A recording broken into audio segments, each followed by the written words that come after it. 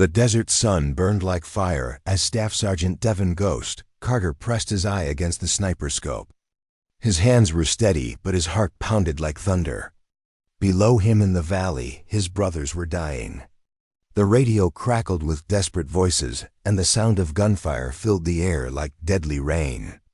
Lieutenant Jake Morrison screamed into his headset, and his voice was raw with fear. "We are pinned down, and we need help now."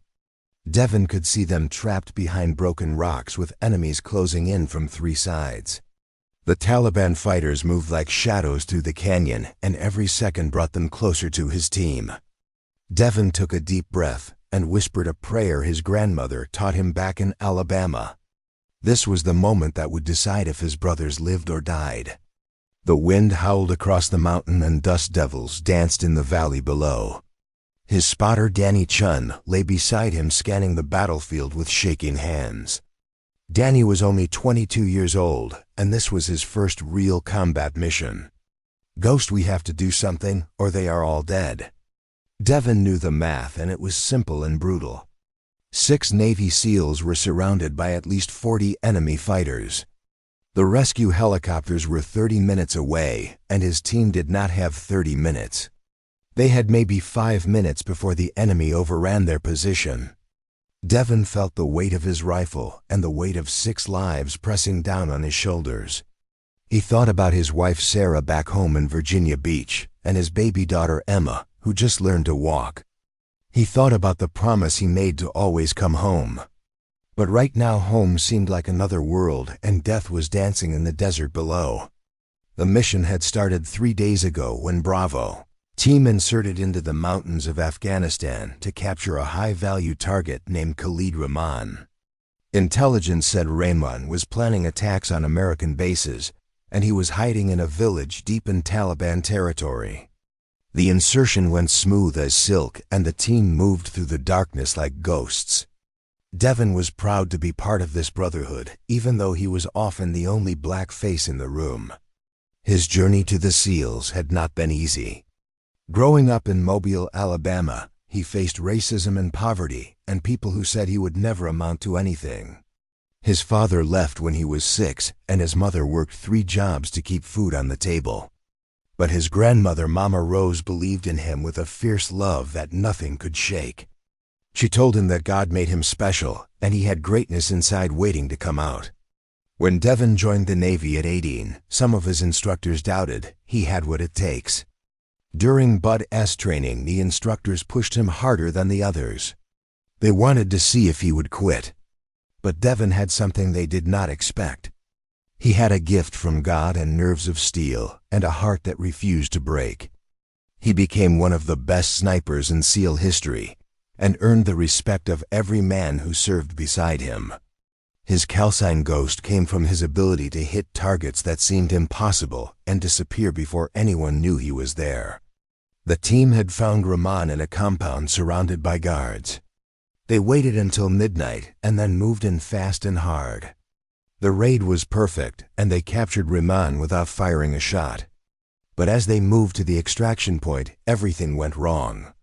A shepherd boy saw them moving through the hills and ran to alert the Taliban. Within 20 minutes, enemy fighters poured out of every village like angry hornets from a broken nest. Lieutenant Morrison made the hard call to move to a defensive position and wait for air support. They found cover in a rocky canyon, and that was where the ambush hit them like a freight train. Bullets came from everywhere, and the SEALs fired back with everything they had. Petty Officer Ryan O'Connor took a round to the shoulder and screamed in pain. Doc Martinez, the team medic, dragged Ryan behind cover while bullets chipped the rocks around them. Chief Petty Officer Tom Bradley returned fire with his machine gun, and his face was set in grim determination. Jake Morrison called for close air support, but the nearest jets were 40 minutes out. The situation was desperate and getting worse by the second. The Taliban fighters knew the terrain, and they moved with deadly precision. They were surrounding the SEALs and tightening the noose with every passing minute.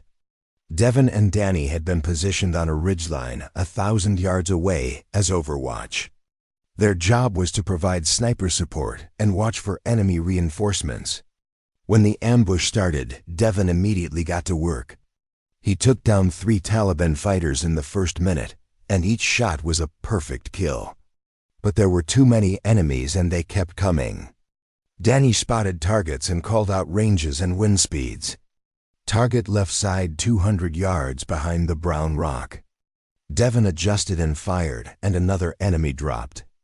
But for every fighter they killed, 2 more appeared. The odds were impossible, and Devon felt frustration burning in his chest. He could hear Jake Morrison on the radio, and the fear in his voice was something Devon had never heard before. Jake was a tough Oklahoma boy who never showed emotion, but now his voice cracked with desperation. "Ghost, we are almost out of ammo, and Ryan is bleeding bad, and we cannot hold much longer." Devon felt his heart tear in two. These were his brothers, and he would die before he let them down. But what could one sniper do against an army? Then Danny spotted something that made his blood run cold. Through his spotting scope, he saw a group of Taliban fighters setting up a mortar position on a hill overlooking the canyon. "Ghost, they have a mortar, and if they get that operational, our guys are finished." Devon swung his rifle toward the mortar team, and his mind raced through calculations. The distance was nearly 1,500 yards, and the wind was gusting hard from the left. It was an impossible shot even for him. The mortar team worked fast, and they were seconds away from loading the first round. If that mortar fired, it would rain death on his trapped brothers. Devon had to stop them, but the angle was wrong, and the distance was at the edge of his rifle's capability. Danny looked at him with wide eyes full of fear and hope. "Can you make that shot?" Devon did not answer because he honestly did not know. Everything in his training said this shot was beyond human ability. The wind was too strong, and the distance too far, and the targets were moving. But Devon thought about his brothers dying in the canyon, and he thought about little Emma, who needed her daddy to come home. He thought about all the people who said he could not make it, and all the obstacles he had overcome. He closed his eyes for just 1 second, and he heard Mama Rose's voice clear as a bell. "Baby, you got the hand of God on you, and nothing is impossible when you trust Him." Devon opened his eyes, and his fear melted away like snow in the sun. His breathing slowed and his heartbeat steadied, and the world around him seemed to stop moving. This was the zone that great snipers talk about, where time slows down and everything becomes crystal clear. He could feel the wind on his face and calculate its speed by instinct. He could see the slight rise in the terrain and adjust for the bullet drop. His finger touched the trigger with gentle pressure. Danny held his breath, and the radio crackled with more desperate calls from the canyon. Devon said a silent prayer, and then he fired. The rifle kicked against his shoulder, and the bullet flew across the desert at nearly 3,000 feet per second. For 2 full seconds, the bullet traveled through the air, covering a distance longer than 15 football fields. Devon watched through his scope, and time seemed frozen. Then the bullet struck the Taliban fighter holding the mortar round, and the man fell backward. The round he was holding dropped and exploded, killing 3 other fighters instantly. The mortar position was destroyed, and Bravo team had a chance. Danny let out a whoop of joy and pounded Devon on the back. Holy Jesus, Ghost, that was impossible. Devon allowed himself a small smile, but there was no time to celebrate. The fight was far from over. The destruction of the mortar position gave Bravo team hope, but they were still surrounded and running low on ammunition. Devon continued to fire, picking off enemy fighters with mechanical precision. Each shot was a life saved, and each kill pushed the enemy back a few more feet. But Devon could see the Taliban commander rallying his forces for a final assault. The commander was a tall man with a black beard, and he moved among his fighters, pointing and shouting orders. He was organizing them for a coordinated rush that would overwhelm the SEALs through sheer numbers. Devon knew that if that assault happened, his brothers were dead. He made a decision that went against every rule in the sniper handbook. He was going to take out the commander, even though it meant revealing his position. The commander was smart, and he stayed behind cover, moving quickly from rock to rock. Devon would have only one chance, and if he missed, the commander would disappear, and the assault would happen anyway. Danny saw what Devon was planning, and his face went pale. "Ghost, if you take that shot, they will know where we are, and they will come for us." Devon nodded slowly, and his voice was calm and steady. "I know, brother, but if I do not take this shot, everyone dies, so get ready to move fast after I fire." Devon tracked the commander through his scope, waiting for the perfect moment.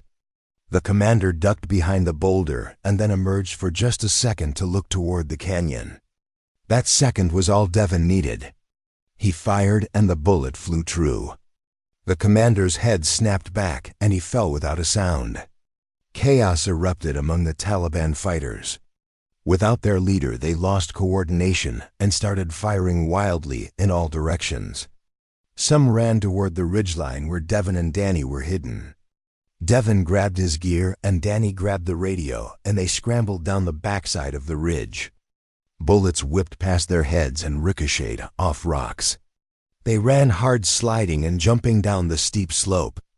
Behind them, they could hear enemy fighters shouting and climbing up to their former position. Devon and Danny reached a dry riverbed and ran along it using the banks for cover. Their lungs burned and sweat poured down their faces, but they did not slow down. They had to reach Bravo Team before the enemy regrouped. Back in the canyon, Lieutenant Morrison saw the enemy commander fall, and he knew Ghost had just saved their lives. The Taliban fighters were confused and disorganized, and this was the chance they needed. Jake shouted orders, and the team prepared to move. Ryan O'Connor was pale from blood loss, but he gritted his teeth and gripped his rifle with determination. Doc Martinez had stopped the bleeding, but Ryan needed a hospital soon. Tom Bradley provided covering fire while the team moved toward a better defensive position. They leapfrogged through the rocks, moving fast and staying low. The Taliban fighters were still dangerous, and bullets flew everywhere. One round hit Jake's helmet and knocked him down, but he jumped back up with ringing ears and kept moving. The team found a small cave in the canyon wall, and they piled inside. It was not much, but it gave them protection on three sides. They stacked rocks at the entrance to create a firing position. Jake got on the radio and called the rescue helicopters. "We are in a cave on the north side of the canyon, and we need immediate extraction." The helicopter pilot responded that they were 15 minutes out. 15 minutes felt like 15 hours, but at least there was hope now. Devon and Danny reached the canyon floor and moved toward their team's last known position. They could hear gunfire echoing off the canyon walls. Devon led the way with his rifle up and ready. They rounded a corner and came face to face with two Taliban fighters. Both sides were surprised, but Devon reacted faster. He fired twice and both enemies went down. Danny breathed hard and his hands shook, but he stayed focused. They kept moving, and finally Devon spotted the cave where his team was holed up. He keyed his radio and spoke in a low voice. "Bravo 1, this is Ghost coming to your position from the south. Do not shoot." Jake's voice came back filled with relief. "Ghost, you beautiful man, get in here now." Devon and Danny sprinted the last 50 yards and dove into the cave. The team greeted them with slaps on the back and words of gratitude.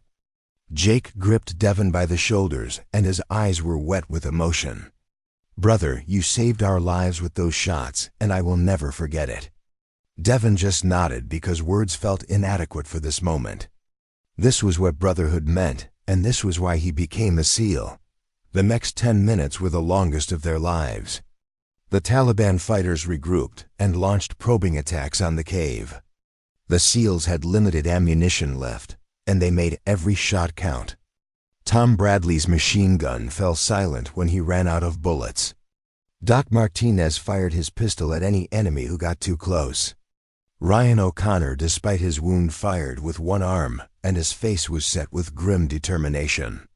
The team fought as one unit, each man protecting his brothers. Devon used his sniper rifle to hit targets at long range, and Danny directed his fire. The cave filled with smoke and the smell of gunpowder. Outside, the enemy fire intensified, and Devon knew they were preparing for a final rush. Then they heard the most beautiful sound in the world. The deep thump of helicopter rotors echoed through the canyon. Two Black Hawks appeared over the ridge, and their door gunners opened fire with devastating effect. The Taliban fighters scattered and ran for cover. The helicopters could not land in the narrow canyon, so they hovered while the SEALs prepared to be lifted out on ropes. One by one, the team members clipped onto the hoist cables. Ryan went first because he needed medical attention. Then Doc Martinez and Tom Bradley and Danny Chun. Jake Morrison insisted on going last with Devon. The two men provided covering fire while their brothers were lifted to safety. Finally, it was Jake's turn, and he clipped onto the cable. He looked at Devon and shouted over the noise of the helicopters, "You coming, brother?" Devon shook his head and pointed to the second helicopter. "I will take the other bird, and I will see you topside." Jake nodded and gave Devon a fist bump. Then he was lifted into the air and pulled into the helicopter. Devon ran to where the second helicopter hovered and grabbed the cable that dropped down.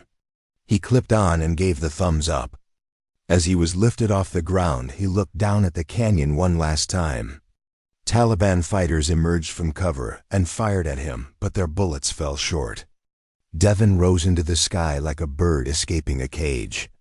Strong hands pulled him into the helicopter, and he collapsed on the floor. A crew chief handed him a bottle of water, and he drank it in one long gulp. Through the open door, he could see the canyon falling away below. They had made it out alive against impossible odds. The helicopter banked hard and headed toward the base. Devon closed his eyes and said a prayer of thanks. He thought about Mama Rose and how right she had been. God had been with him on that ridgeline and had guided his hand through impossible shots. Back at base, the team went through debriefing and medical checks. Ryan O'Connor was rushed to surgery, but the doctor said he would recover fully. The mission was considered a success because they captured Rehman and brought everyone home alive. But everyone knew the truth. They had survived because of one man and one impossible shot. That night, the team gathered in their quarters to decompress and process what had happened. They sat in a circle and passed around a bottle of whiskey that Tom Bradley had smuggled in. Each man shared what he felt during those desperate minutes in the canyon. When it was Devon's turn, he spoke quietly, and his words came from deep in his heart. "I grew up being told I was not good enough and that I did not belong in certain places, and people tried to make me believe I was less than others, but my Mama Rose taught me different, and she taught me that God does not make mistakes and we all have purpose, and today I found my purpose, and my purpose is to protect my brothers, and I would take that shot 1,000 times to keep you all safe." The room was silent, except for the sound of men breathing. Then Jake Morrison stood up and walked over to Devon. He pulled him into a bear hug, and his voice was thick with emotion. "You are not just our brother Ghost, and you are our guardian angel, and I am honored to serve with you." One by one, each team member hugged Devon and spoke words of gratitude and love. These were hard men who had seen death and violence, but in this moment, they were vulnerable and honest. The bonds forged in combat are stronger than steel, and nothing can break them. The story of that mission spread through the SEAL community like wildfire. Devon Carter became a legend among legends. He received the Navy Cross for his actions that day, and the citation described his impossible shots and his courage under fire. At the awards ceremony, Devon stood at attention while the Admiral pinned the medal to his chest. His wife Sarah stood in the front row holding baby Emma, and tears streamed down her face. She had almost lost him, and now she was watching him receive one of the nation's highest honors. After the ceremony, Devon's teammates threw him a party, and the celebration lasted into the night. But Devon felt uncomfortable with all the attention. He did not do it for medals or glory. He did it because his brothers needed him, and he would not let them down. That was the SEAL way, and that was the only way Devon knew how to live. In the months that followed, Devon received letters from people all across America. Some were from military families thanking him for his service. Others were from young black men and women who saw Devon as proof that they could achieve greatness regardless of their background. One letter came from a 12-year-old boy in Chicago named Marcus, who wrote that Devon was his hero and inspiration. The boy's father had been killed in Iraq, and Marcus wanted to grow up and become a SEAL just like Devon. Devon wrote back to Marcus and told him to study hard and stay out of trouble and never give up on his dreams. That letter started a correspondence that lasted for years, and Devon became a mentor to the young man, even from halfway around the world. Months later, Devon was invited to speak at the Naval Academy to a class of young midshipmen who dreamed of becoming SEALs. He stood at the podium looking out at hundreds of eager faces. Most of them were white kids from privileged backgrounds who had never faced the struggles Devon had known. But he did not judge them, because everyone has their own battles to fight. He told them his story, starting with the poverty of Mobile, Alabama, and the racism he faced and the people who doubted him. He told them about Mama Rose and her unwavering faith. He described BODS training and the pain and the instructors who pushed him harder than others. He talked about earning his trident and becoming part of the brotherhood. Then he described that day in the Afghan desert and the impossible shots and the desperate fight for survival. When he finished speaking, the auditorium was silent. Then one midshipman stood and began to clap. Then another and another, until the entire room was on their feet, giving Devon a standing ovation. After the speech, dozens of young men and women lined up to shake his hand and thank him. One young black midshipman named James had tears in his eyes. "Sir, I come from the projects in Detroit, and people told me I could not make it here, but your story gives me hope that I can achieve my dreams." Devon gripped the young man's shoulder and looked him in the eyes. "Brother, you can do anything you set your mind to, and do not let anyone tell you different, and the color of your skin does not define you and your character. And your heart define you, and if you want to be a SEAL bad enough, then nothing can stop you." The young man nodded and his face showed new determination. Devon continued serving with the SEALs for 3 more years, and he completed dozens of missions in Afghanistan and Iraq and other places that remain classified. He trained new snipers and passed on his knowledge and skills. During one training exercise, a young sniper named Tyler struggled with long-distance shots and felt ready to quit. Devon took Tyler aside and spent extra hours working with him on breathing techniques and wind reading. He shared the story of his impossible shot in Afghanistan and told Tyler that confidence comes from preparation and practice. Tyler improved dramatically and later credited Devon with saving his career. Devon also worked with military intelligence units to improve sniper tactics and wrote training manuals that are still used today. His expertise was sought after by special operations units from allied countries. He traveled to England and Australia and trained their elite snipers. Everywhere he went, Devon left an impression, not just because of his skill, but because of his humility and dedication to excellence. He never boasted about his achievements and always deflected praise to his teammates. That humility made others respect him even more. But eventually, Devon decided it was time to leave the teams and focus on his family. Sarah had given him a son named Joshua, and Devon wanted to watch his children grow up. He retired with full honors and moved back to Alabama. He bought a house near Mobile and started a nonprofit organization that helped at-risk youth. He taught kids about discipline and hard work and believing in themselves. Many of the kids he worked with were black and brown children who faced the same struggles he had known. Devon became a mentor and father figure to dozens of young people. He taught them that their circumstances do not determine their destiny. He showed them that with faith and hard work, anything is possible. One young man named Terrell had been in and out of juvenile detention and seemed headed for prison, or worse. Devon took Terrell under his wing and gave him structure and purpose. He got Terrell involved in sports and academics, and helped him apply to colleges. 4 years later, Terrell graduated from college and became a teacher. At his graduation, Terrell credited Devon with saving his life and giving him a second chance.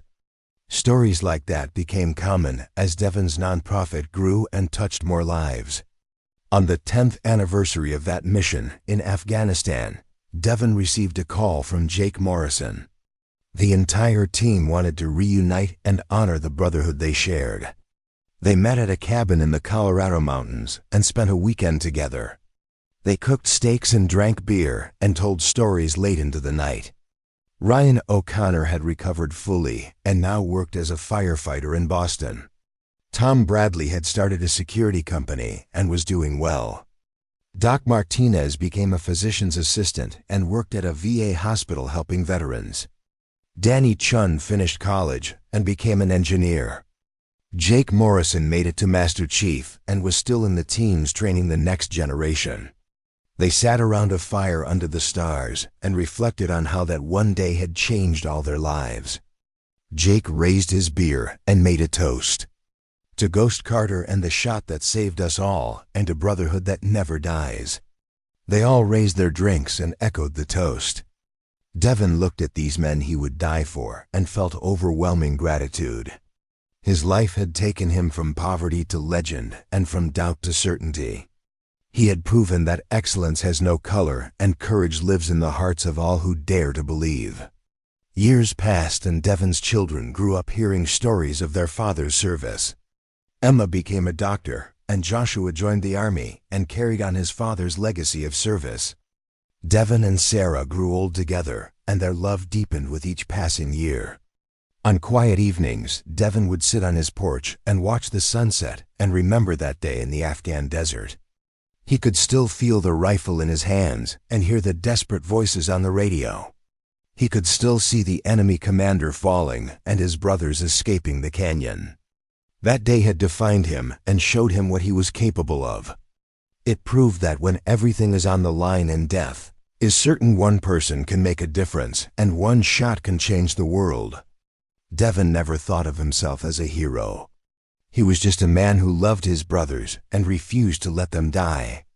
But to the men of Bravo Team, he would always be Ghost Carter, the legendary sniper who took the impossible shot and brought them all home alive.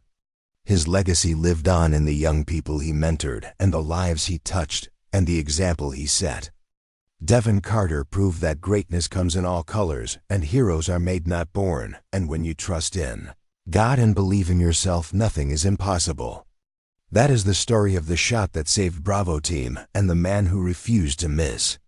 The lessons Devon learned on that ridgeline in Afghanistan became the foundation for how he lived the rest of his life and taught others to live theirs with purpose, courage, and unwavering faith in what is possible. When you refuse to give up,